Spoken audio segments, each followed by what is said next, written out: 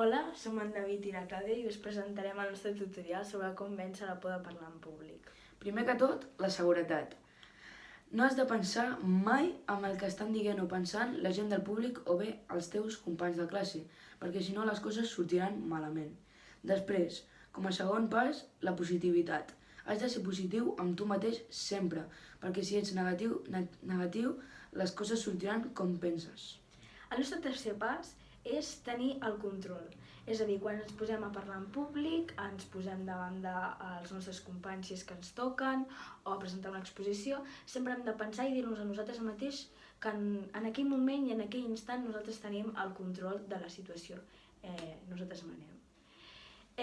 Seguidament, i l'últim pas, que creiem que és molt important, és per centrar-nos en el tema, en la cosa que estem parlant i presentant.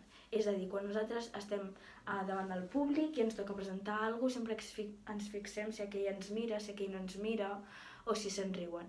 I per això crec que seria molt important centrar-nos en el tema, és a dir, en el que estem parlant, ficar-nos dins del nostre tema i així no ens donaríem compte del que diu o ens mira la gent, al públic. I aquests han sigut els nostres 4 consells. Espero que us hagin servit i gràcies per escoltar-nos.